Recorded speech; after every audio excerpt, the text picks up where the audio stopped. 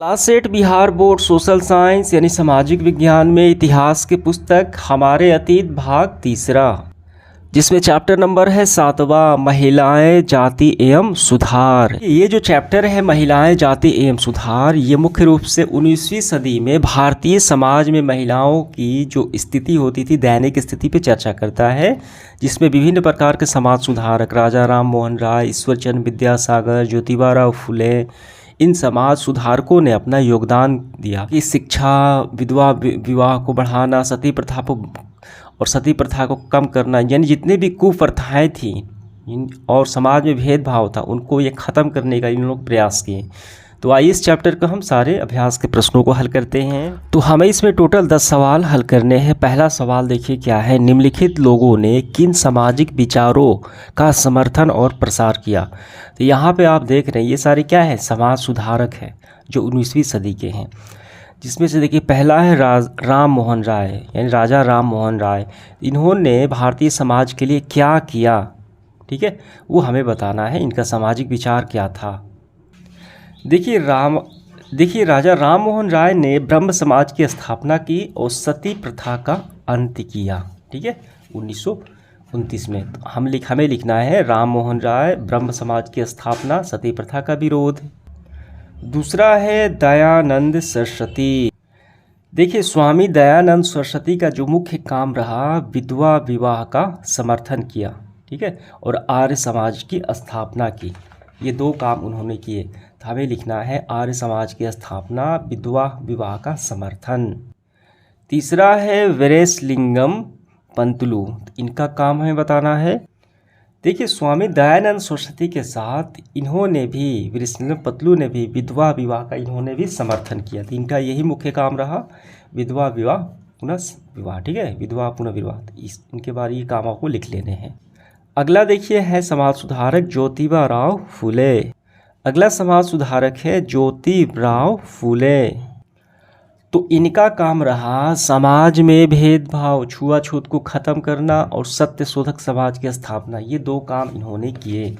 तो हमें लिखना है, देखिए सत्य शोधक समाज, जाति आधारित समाज की आलोचना, ठीक है।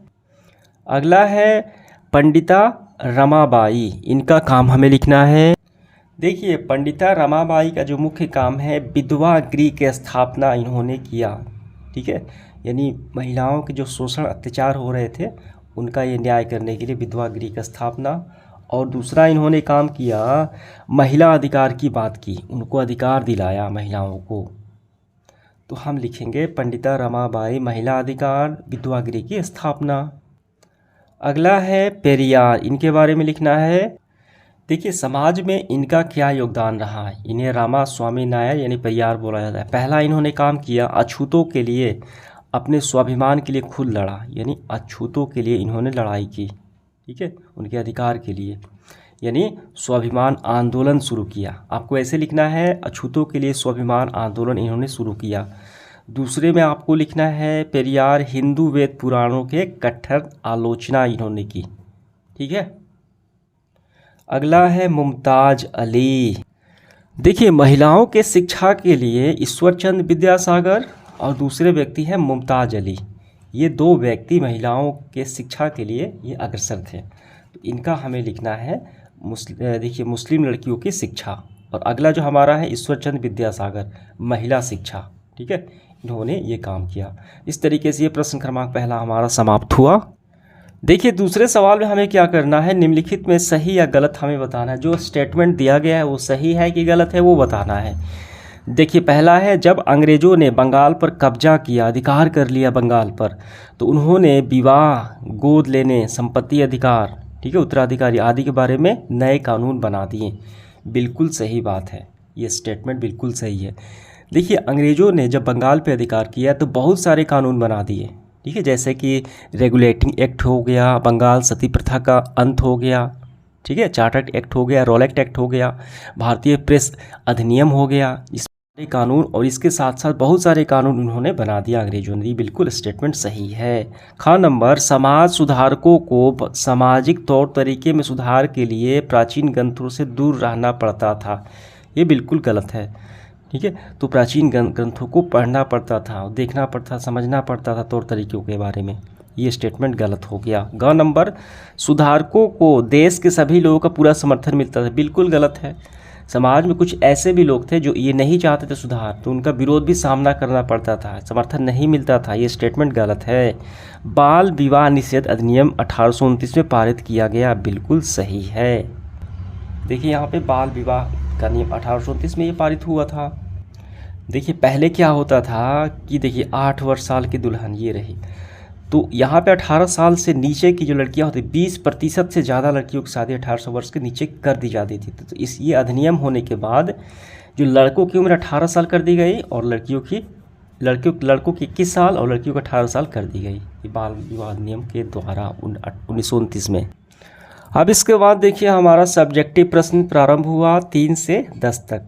पहला है, प्राचीन ग्रंथों के ज्ञान से सुधारकों को नए कानून बनाने में किस तरह मदद मिली, वो बताना है। देखिए प्राचीन ग्रंथों के ज्ञान से नए कानून बनाने में बहुत प्रकार के नए तरीके से विकसित हो रहे थे। ठीक है, किताबें, अखबार, पत्रिकाएं, पर्ची और पुस्तिकाएं छप रही थी। ये देखिए संसाधन के विकसित होने से ये काफ़ी सस्ती थी और ये लोगों के पहुँच में थी। इसका आंसर हम कैसे लिखेंगे? तो इसका आंसर हम लिखेंगे, प्राचीन ग्रंथों के ज्ञान से पहला जो काम हुआ, कानून बनाने में ये मदद मिली। ठीक है, ये 3 पॉइंट है, ये आपको तीनों कर लेने हैं। देखिए चौथा सवाल है, लड़कियों को स्कूल ना भेजने के पीछे लोगों के पास कौन कौन से कारण होते थे? तो 19वीं सदी में लड़कियां स्कूल ना जाती थी। ठीक है, तो लोग क्यों नहीं भेजते थे परिवार के सदस्य, वो बताना है कारण। देखिए यहाँ पे 19वीं सदी के मध्य में जब इस तरह के प्रारंभिक स्कूल खुले तो बहुत सारे लोग इनसे डरते थे कि लोगों का ये भय था कि स्कूल वाले लड़कियों को घर से निकाल ले जाएंगे और घरेलू कामकाज नहीं करने देंगे उन्हें। ठीक है, और दूसरा कारण था, स्कूल जाने के लिए लड़कियों को सार्वजनिक स्थानों से गुजर कर जाना पड़ता था। ठीक, तो लोगों को लगता था कि इससे लड़कियाँ बिगड़ जाएंगी, इसी मान्यताओं के लिए वो स्कूल नहीं भेजते थे। तो इसका आंसर हम इस तरीके से दोनों लिख लेंगे। समझ में आ गया? स्कूल ना जाने के घर दूर भागने लगेंगी। ठीक है, इस कारण हम ऐसे लिखेंगे, स्कूल जाने से लड़कियां घर से दूर भागने लगेगी और अपने पारंपरिक घरेलू कार्य नहीं कर पाएंगी। और दूसरा, स्कूल जाने के लिए लड़कियां सार्वजनिक स्थानों से होकर जाना पड़ता था, ऐसे लोगों को लगता था कि वो लड़कियां बिगड़ जाएंगी। समझ में आ गया? देखिए अगला सवाल है, ईसाई प्रचारकों की बहुत सारे लोग क्यों आलोचना करते थे? जो ईसाई के लोग होते थे वो अपना धर्म का प्रसार कर रहे थे, ठीक है, आगे बढ़ाने के लिए, तो लोग क्यों आलोचना करते थे? क्या कुछ लोगों ने इसका समर्थन भी किया? यदि हाँ तो किस कारण? देखिए इसका आंसर लिखेंगे, ईसाई प्रचारकों की बहुत से लोगों द्वारा आलोचना किए जाने का मुख्य कारण था कि धर्म परिवर्तन कराना, ठीक, और भारतीय संस्कृति को नष्ट करने का ये डर था। और वहीं कुछ लोग इसकी समर्थन भी थे। क्यों? इसका वजह था कि कुछ लोगों ने समर्थन भी किया, खास करके उन लोगों ने जो शिक्षा और सामाजिक सुधारों में उनके योगदान को सराहते थे। यानी ईसाई प्रचारकों ने शिक्षा के मामले में और सामाजिक जो भेदभाव होते थे, ठीक, उसको दूर करने और सभी को शिक्षा की ये बात करते थे। इसलिए कुछ लोगों ने समर्थन भी किया, कुछ ने विरोध भी किया। तो ये दोनों आपको लिख लेने हैं पॉइंट।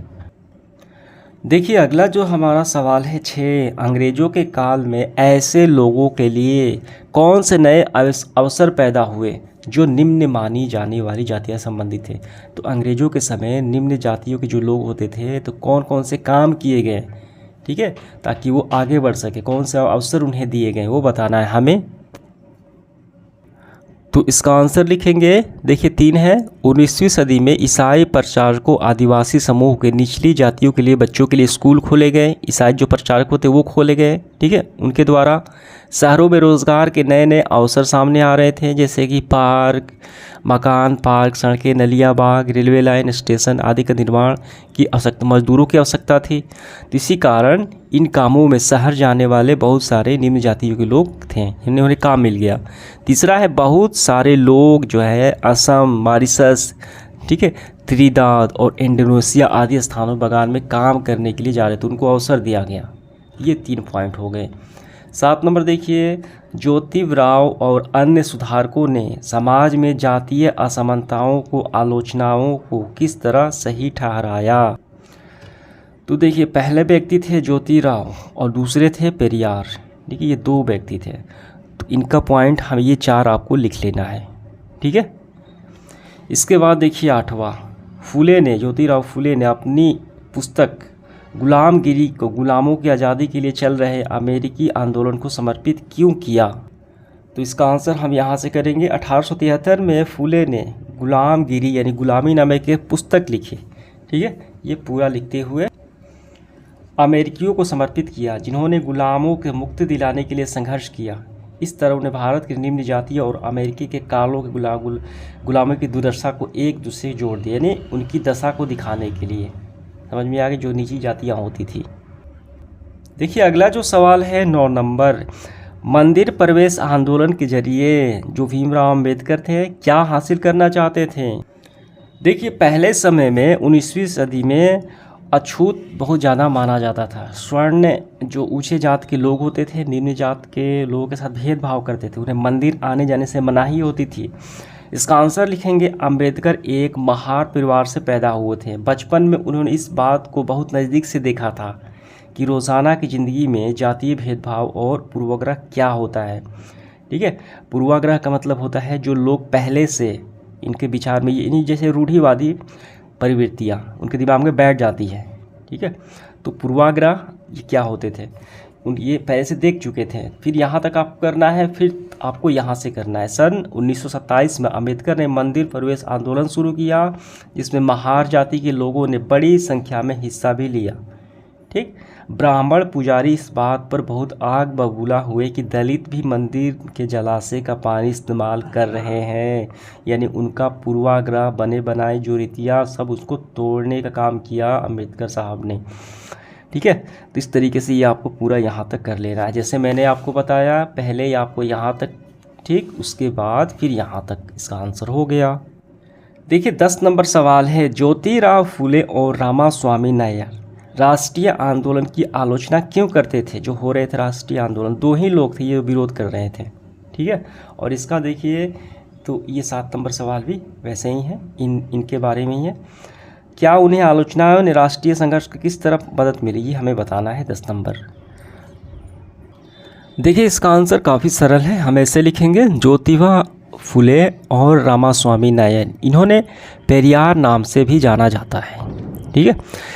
तो भारतीय राष्ट्रीय आंदोलन की आलोचना करते थे क्योंकि उन्हें लगता था कि यह आंदोलन सामाजिक न्याय और समानता के मुद्दे को पर्याप्त रूप संबंधित नहीं करता। उनका मानना था कि यह आंदोलन मुख्य रूप से उच्च जातियों के हितों में उनका प्रतिनिधित्व करता है, निचली जातियों के उनका नज़रअंदाज कर देता है, ठीक है। ये पूरा आपको ब्यौरा लिख लेने हैं और इस तरीके से सेशन समाप्त हुआ। धन्यवाद।